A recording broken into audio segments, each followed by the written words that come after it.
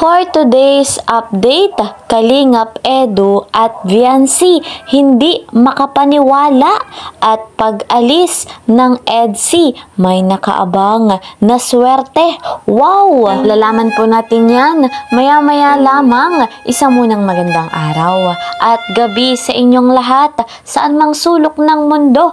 Special shoutout po kay Madam Merlin Hubahib, kay Madam Annie Soreta, kay Sir Jose Cipriano from Rojas Capiz, kay Madam Alaysa Ali from Rojas Oriental, Mindoro, kay Madam Telma Borgus from Socorro Oriental, Mindoro, Madam Lucila Ladaran from Duero, Bohol. Eto din po si Asuncion Suyat from USA. At last na po si Madam Cristita Bangonan. Ayan, special shoutout po sa inyong lahat. Mega love shoutout naman sa mga ka-member ko po sa Karepa, Kalingap Reactor Partner, mga OFW, silent viewers dyan.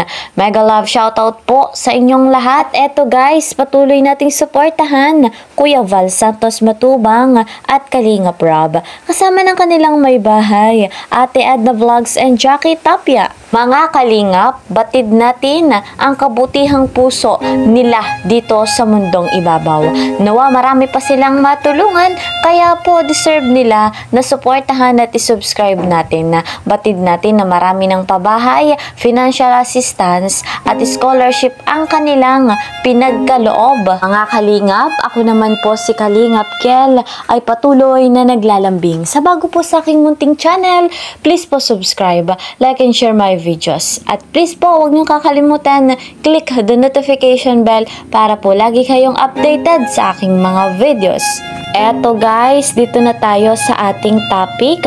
Unahin natin yung pag-alis ng EDSI at meron nga pong nakaabang na swerte.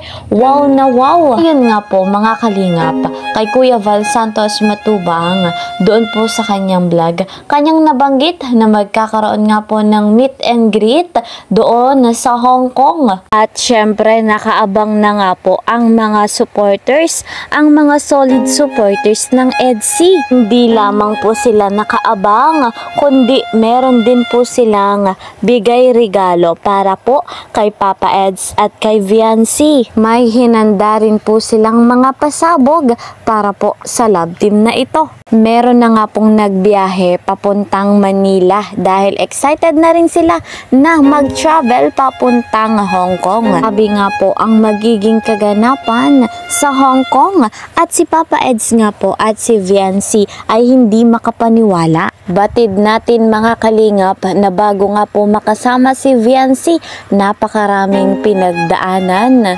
Nagpaalam nga po muna sa mga magulang ni Viancy.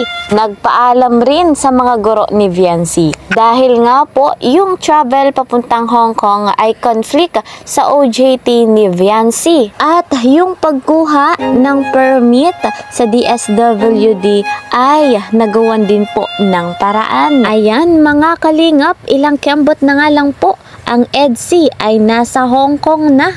Abangan natin kung sino ang CCTV. Marami po niyan. At eto guys, eto po pala yung first time travel ni Papa Eds na kasama si wifey.